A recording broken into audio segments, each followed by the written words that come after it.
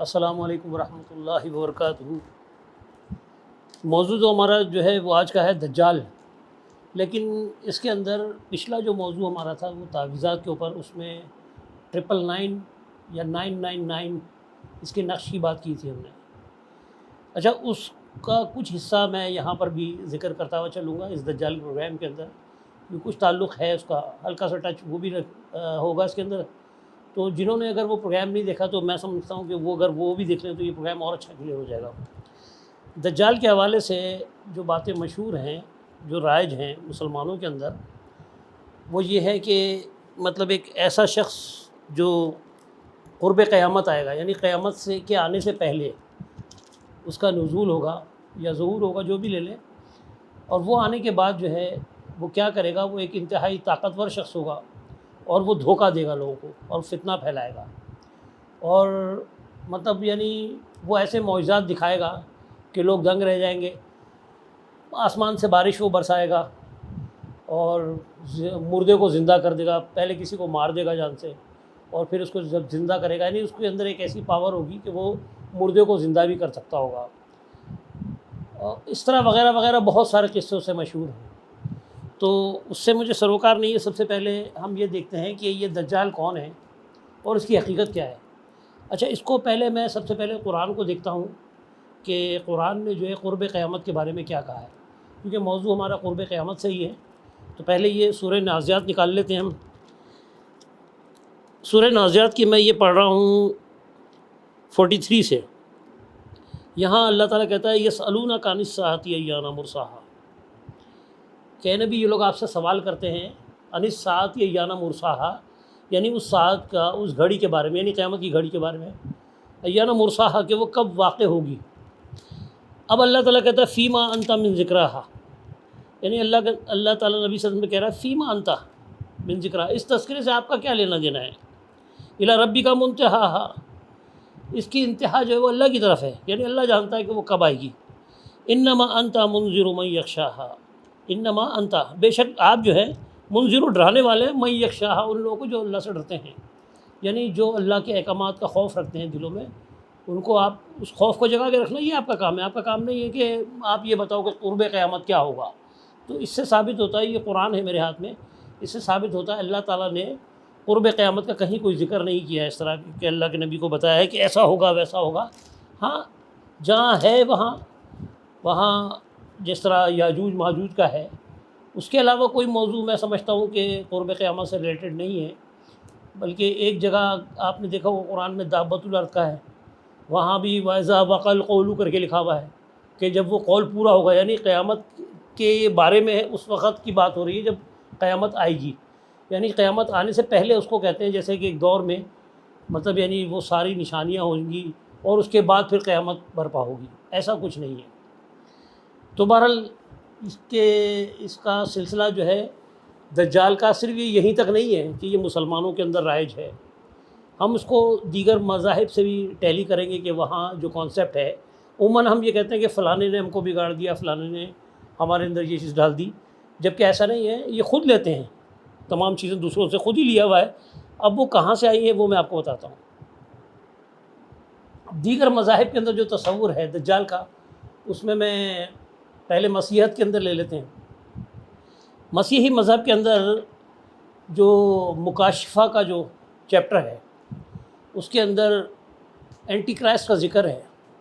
جو میرے مسیحی بھائی اگر پروگرام دیکھ رہے ہوں تو وہ تو سمجھتے ہوں گے کہ جو میں حوالہ دے رہا ہوں مکاشفہ جنہوں نے پڑھی ہوئی ہے، تو ان کے علم میں تو پہلے سے یہ بات ہوگی۔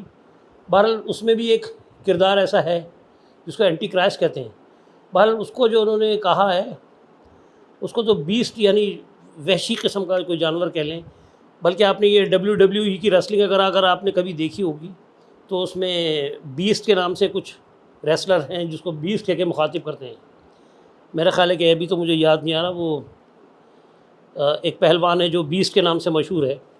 تو بہرحال ہمارا مقصد یہاں ریسلنگ بتانا نہیں ہے، صرف میں ذکراً بتا رہا ہوں آپ کو کہ یہ کردار جو ہے ان میں بھی ہے۔ اچھا، اس کا اور اس کا جو ہے، اب میں آپ کو تھوڑا سا دکھانا چاہتا ہوں کہ بہت زیادہ سملر ہے دونوں معاملات۔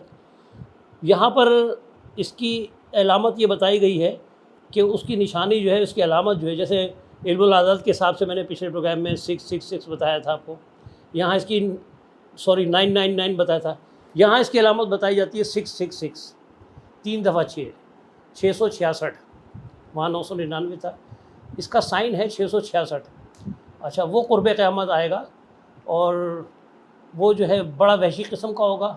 اچھا، اس کے اندر بھی وہ یہی دکھایا جا رہا ہے کہ طاقتور ہوگا، خدا کی مخالفت میں ہوگا اور وہ جنگ بھی کرے گا۔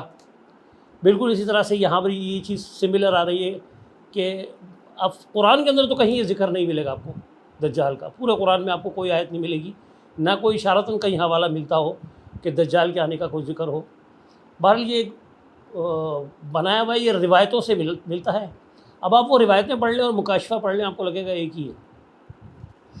اسی طرح اگر یہودیوں کے اندر ہم بات کرتے ہیں تو یہودی عقائد کے اندر بھی یہ چیزیں بھی شامل ہے کہ کچھ جھوٹے نبی آئیں گے، جھوٹے مسیح آئیں گے، اور دوسری طرف وہ مسیحا ایک سچے مسیحا کے بھی انتظار میں ہیں، یعنی وہ ایک طرف کسی مسیحا کا انتظار بھی کر رہے ہیں اور ایک طرف وہ یہ بھی کہہ رہے ہیں کہ دھوکے باز مسیحا بھی آئے گا۔ تو بہرحال یہ جو ایک مسیحا کا آنا اور ایک دجال کا آنا، یہ چیز جو ہے مسلمانوں میں اور عیسائیوں میں، مسیحیوں میں تقریباً ملتی جلتی ہیں، اور زیادہ تر مواد اگر آپ دیکھیں گے تو وہ بائبل سے ٹیلی ہوتا ہے، قرآن سے ٹیلی نہیں ہوتا۔ اسی طرح اگر میں ہندو مت کے اندر بات کروں تو ان کے پاس ہے کلکی اوتار۔ یہ کلکی اوتار کیا ہے؟ اب یہ کلکی جو ہے اگر آپ اس کو سمجھنا چاہتے ہیں تو ان کے پاس ایک نظریہ ہے کہ یعنی کائنات کو انہوں نے 4 حصوں میں، یعنی 4 دور میں تقسیم کیا ہوا انہوں نے۔ تو وہ وہاں پر یہ جیسے یگ کہلاتے ہیں، ان کے 4 یگ ہیں۔ ایک ہے ست یگ، یعنی یگ کا مطلب دور سمجھ لیں، ست یگ یعنی ایک اچھائی کا دور۔ اب وہ پہلا دور ان کا جو ہے وہ ست یگ کہلایا، جس کے اندر یہ سمجھے ان کے جو دیوتاؤں کا دور تھا وہ دور لے لیں، جس کو سب سے اچھا دور وہ کہتے ہیں۔ دوسرے نمبر پہ ان کا جو یگ ہے وہ ہے ترتا یگ۔ اب وہ درمیانی دور کہہ لیں آپ، یعنی اس سے بہتر، یعنی سب سے بہتر پھر اس سے کچھ کم، درمیانی دور۔ اسی طرح دوآپر یگ کے نام سے ایک ان کا تیسرے نمبر پر آتا ہے، یعنی وہ دور، وہ یگ جس کے اندر ناانصافی بڑھ جائے گی۔ پھر چوتھا جو ان کا جو یگ ہے وہ ہے کل یگ۔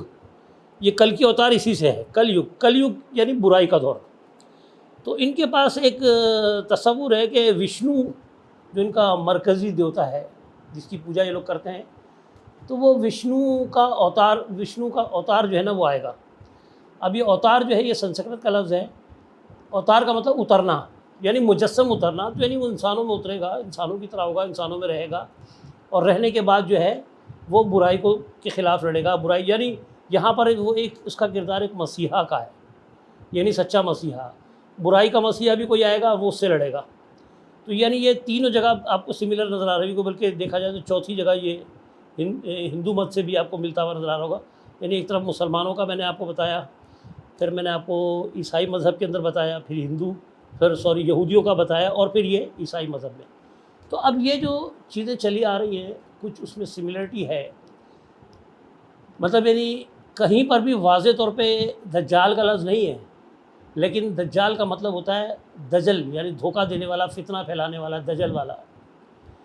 تو اس سے یہ سب چیزیں لی گئی ہیں۔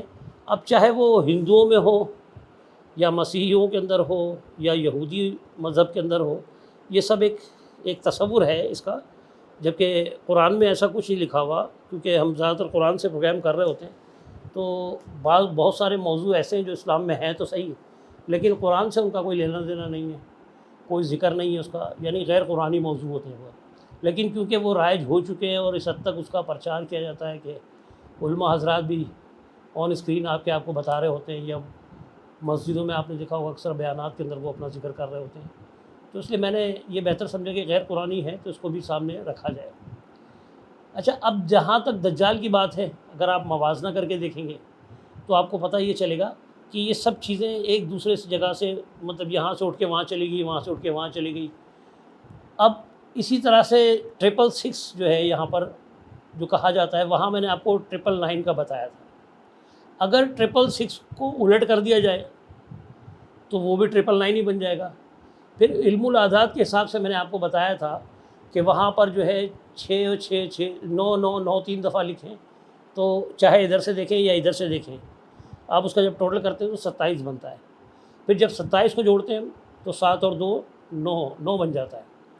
اسی طرح اگر 6 6 6 کو بھی آپ دیکھیں گے تو 3 دفعہ 6 اگر اس کا بھی نقش ویسے ہی بنا لیں جیسے 9 کا نقش بنا ہوا ہے، اور بالکل وہی کیلکولیشن کریں، اس پہ بھی آپ گھما کے دیکھیں گے 9 آئے گا۔ 6 6 6 6 دونی 12 6 3 18، یعنی 18 بن گیا۔ اب 18 کو اب 1 اور 8 کو جمع کریں گے تو کیا بنے گا؟ 9۔ تو یعنی وہی نقشہ ہے اور وہی گھوم پھر کے بات 9 پہ ہی آ رہی ہے، چاہے وہ 6 پہ ہو یا 9 پہ ہو۔ وہاں 9 پہ بھی 27 بن رہا تھا اور 7 اور 2 9 بنتا تھا۔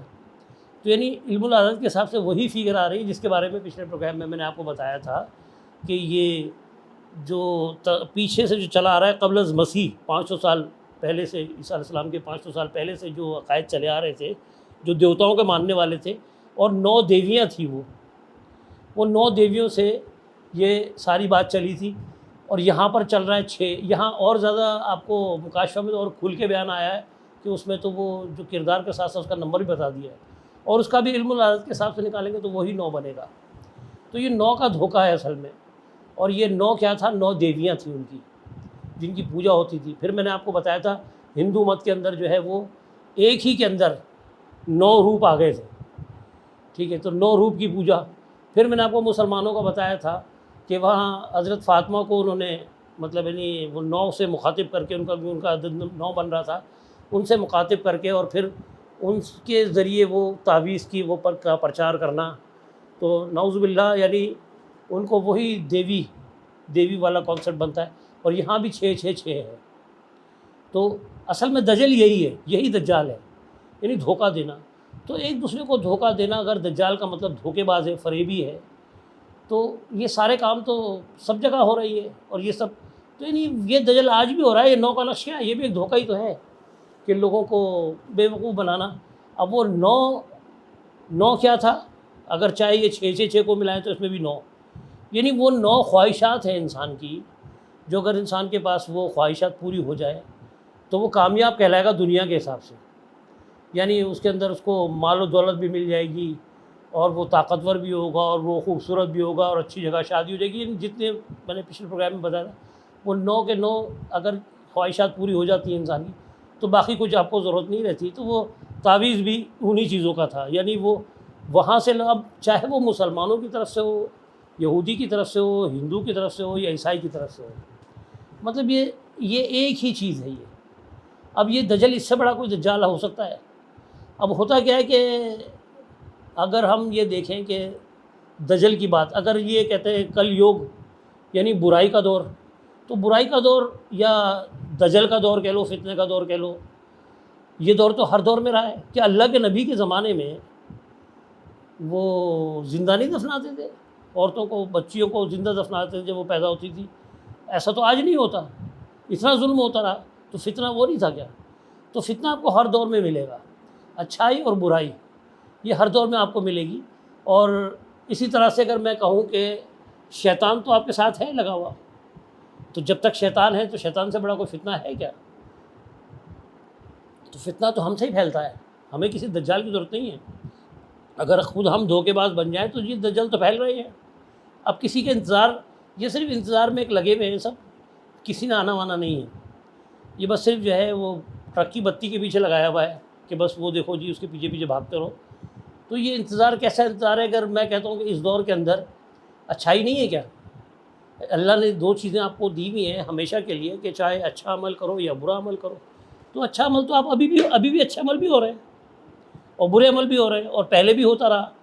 تو یہ اصل میں یہ سب چیزیں جو ہے جو کہانیاں بنتی ہیں بعد میں، تو غیر قرآنی سے مراد میرا یہی ہے کہ بعد میں جو کچھ لکھا گیا تو اگر وہ کسی شخصیت کے نام پہ، ایسی شخصیت کے نام پر ڈال دیا جائے کہ جس کو لوگ زیادہ اہمیت دیتے ہیں، تو وہ پھر وہ مذہب کا حصہ بن جاتا ہے۔ تو اس طرح جتنی بھی کہانیاں نبی صلی اللہ علیہ وسلم کے نام سے بیان کی گئی ہیں روایتوں کے اندر، اور یہ منسوخ کیا گیا کہ نبی صلی اللہ علیہ وسلم نے فرمایا کہ ایسا ہوگا اور ایسا ہوگا، اور کیونکہ نبی کے نام سے منسوب ہے تو منسوب ہو گیا تو اب وہ عقیدے کا حصہ بن گیا۔ اس کی بنیاد کے اوپر یہ پھر عقائد بنتے چلے گئے اور آج ہم اس کا شکار ہیں اور ہم بھگت رہے ہیں ان عقائد کو۔ تو بہتر یہ ہے کہ قرآن کھولیں، قرآن پہ غور کریں، اور جو اس سے ملے اس کو لیں، اور جو نہ ملے وہ غور طلب ہے، اس کے اوپر تحقیق کریں کہ آخر کیا وجہ ہے، یہ کہاں سے آیا ہے۔ تو جو منع کرتے ہیں نا کہ دوسری کتابیں نہ پڑھو، تو اگر وہ نہ منع کریں تو سارے بید کھل جائیں ان کے۔ ہم نے بھی جب دوسری کتابیں پڑھی تو ہمیں پتہ چلا کہ کیوں منع کرتے تھے، وہ اس لیے منع کرتے تھے کہ ان کے بید کھل جائیں گے۔ تو آپ تحقیق کریں، قرآن کھولیں، مطالعہ کریں، جو بات بھی ہے دیکھیں اس میں نہیں ہے، پھر اس کے پیچھے لگ جائیں اور روایتوں میں ادھر ادھر پڑھیں اور اس کو قرآن سے ملائیں۔ اگر نہیں ملتا قرآن سے تو آپ کے اوپر لاگو نہیں ہے کہ آپ اس کو ایمان کا حصہ بنائیں، کیونکہ اس سے جب اس کا آپ سے سوال ہی نہیں ہے تو پھر اس دین کا حصہ کیسے ہو سکتا ہے۔ تو ہم دین کو دین نہیں رکھنا چاہتے نا، ہم تو مذہب بنا کے لیے بیٹھے ہوئے ہیں اس کو دوسرے مذاہب سے، تو ظاہر ہے وہ چیزیں ٹیلی ہوتی ہیں۔ اور جب بھی کوئی کہانی ہوگی نا تو کہانی کو فطری وہ ہے عمل کہ اگر کوئی کہانی سنائی جائے تو اس میں آپ کو انٹرسٹ زیادہ ملتا ہے۔ اگر آپ کو اللہ کے احکامات یا کوئی ایسی چیزیں بتائی جائے کہ اچھے عمل کر لو، ایسا کر لو، اس سے یہ فائدہ ہوگا، تو وہ آپ کو سمجھ میں نہیں آئے گا۔ آپ کو کہانی زیادہ چاہیے ہوتی ہے۔ جس طرح اگر کوئی مووی نہیں آتی ہے تو لوگ اس کی طرف زیادہ راغب ہوتے ہیں ملینز کے اندر، لیکن اگر کوئی کہیں پر کوئی اللہ کی بات کہی جا رہی ہوتی ہے تو اس کی طرف لوگ جو ہے نا اتنا کان نہیں دیتے، ہاں یہ کہتے ہیں کہ ٹھیک ہے اللہ کی بات ہو رہی ہے، لیکن اتنی اہمیت نہیں ہوتی اس کی۔ تو اسی طرح یہ قصے ڈالے گئے شاید اسی لیے کہ لوگوں کو دلچسپی پیدا ہو، اور بلکہ میں تو یہ کہوں گا کہ یہ مذہب کے اندر کمپیریزن اگر ہم دیکھنا چاہتے ہیں تو اگر میں چلوں عیسائی مذہب کی طرف سے، تو آپ نے دیکھا ہوگا کہ جو رومی سلطنت بنی تھی اور جس کا ثبوت آج ملتا ہے کہ جو پرانا عہد نامہ اور نیا عہد نامہ، تو وہ رومی اور ساتھ میں ان کے جو یہودی تھے وہ دونوں کے ملاپ سے پھر جب یہ مذہب انہوں نے تیار کیا اور بعد میں جو لکھا گیا، کتابیں جو لکھی انہوں نے بعد میں، کیونکہ یہ پچھلے ایک پروگرام میں میرے بلکہ وقاص کے ساتھ میرا پروگرام ہوا تھا، اس نے کہا بھی تھا کہ یہ 1600 سال میں لکھی گئی یا 1600 سال بعد، جو بھی کہہ لیں آپ اس کو۔ تو مطلب یہ اعتراف تو اگر اپنی طرف سے کہتا تو مجھ پہ یہ الزام ہوتا کہ جی انہوں نے کیونکہ مسلمان ہیں اس لیے یہ بات کہہ دی، تو ایسا نہیں ہے۔ اس کا یہ لوگ مانتے ہیں، کسی نے بلکہ کمنٹس میں مجھے کہا تھا کہ وہ 1600 نہیں 600 سال بعد ہے، تو جتنے 100 سال بعد بھی ہے، بہرحال وہ دور وہی ہے۔ رومن کیتھولک کا دور تھا، جو رومن کیتھولک جب بنے تھے تو وہاں پر جو اس دور کے اندر جو چیزیں ان کے پاس ان کے ہتھے آئیں اور پھر بعد میں لکھی گئی، اسی وجہ سے تھوڑا سا ہاں۔ بلکہ میں آپ کو ایک اور اچھی پہچان بتاتا ہوں کہ آپ انجیل کا اگر جب مطالعہ کریں گے تو یسوع نے فرمایا، اس طرح لکھا ہوگا آپ کو، کیونکہ میں نے انجیل پڑھی ہے، اس کے اندر مجھے واضح طور پہ میں آپ کو جس طرح یسوع نے فرمایا یہودی آنکھ کی پتلی ہے، ایک لفظ میں آپ کو ایک سنا رہا ہوں، تو یہ یسوع نے فرمایا، یعنی فرمان یسوع، جس طرح ہمارے یہاں احادیث کے اندر ہوتا ہے کہ فرمان نبی صلی اللہ علیہ وسلم نے یہ فرمایا، اس طرح کر کے ہم بیان کر رہے ہوتے ہیں نا، تو یہ بھی بعد میں لکھی گئی ہے، یعنی قرآن کے بعد یہ لکھی گئی نا، تو یہاں بھی اسی طرح سے ہیں۔ تو ایسا نہیں ہے کہ ہمارے پاس اس طرح کا مواد نہیں، ہمارے پاس بھی اس طرح کا مواد ہے جس کا ثبوت مل جاتا ہے کہ بھئی نبی کا فرمان ہے، اس کا مطلب اللہ کا فرمان نہیں ہے۔ ہاں، جب قرآن میں کوئی بات ہوتی ہے تو قرآن کے اندر پورے قرآن میں آپ دیکھ لیں کہیں لکھا ہوا ہے کہ نبی نے فرمایا، وہاں جیسے ابھی میں نے ایک آیت پڑھی یسألونک عن الساعۃ، کہ اے نبی یہ لوگ آپ سے سوال کرتے ہیں، یعنی خطاب اور مخاطب، خطاب کرنے والا اور جس سے مخاطب دونوں موجود ہیں۔ لیکن روایتوں میں جب روایت کی ہم بات کرتے ہیں تو روایتوں میں مخاطب موجود نہیں ہوتا بلکہ خطاب موجود ہوتا ہے۔ مخاطب ہم لوگ ہیں سمجھیں، لیکن قرآن میں مخاطب آپ کو اس دور کے نبی بھی مخاطب ہے اور ہم بھی ان کے بعد پھر ہم مخاطب ہیں۔ تو یہ ایک ترتیب انہوں نے جو دی، تو انہوں نے آپ دیکھیں کہ پرانا عہد نامہ اور نیا عہد نامہ بنا کے، یعنی وہ یہودیوں کا نصاب اور پھر مسیحیوں کا نصاب دونوں انہوں نے دیا اس کے اندر، کیونکہ یہ اس سے پتہ چلتا ہے کہ بیٹھ کے باقاعدہ ایک پیٹرن کے تحت اس کو تیار کیا گیا۔ اب دیگر مذاہب کے اندر دیکھ لیں، یہودی جو ہے ان کے اندر کیوں نہیں ہے، وہ اپنا پچھلا نہیں بتاتے، ان کا جو ہے وہ جو تورات ہے تو بس وہ تورات ہے ان کی۔ اسی طرح سے ان کے اندر دونوں ہیں۔ اب اگر آپ آ جائیں قرآن کی طرف تو قرآن کے اندر آپ کو ایک ہی مواد ملے گا، ٹھیک ہے. ہاں روایتوں کا بالکل وہی ہے. جس طرح اگر میں یہ کہوں کہ جو اللہ کے نبی صلی اللہ علیہ وسلم کے بعد جو دور تھا اور صحابہ کا، اس کے اندر خلفائے راشدین کا دور تھا. پھر اس کے بعد خلفائے راشدین سے وہ کنورٹ ہو کے ہوتے ہوتے ہوتے ہی سمجھو کہ وہ سلطنت ان کے ہاتھ میں آ گئی اپنے ترکی کے.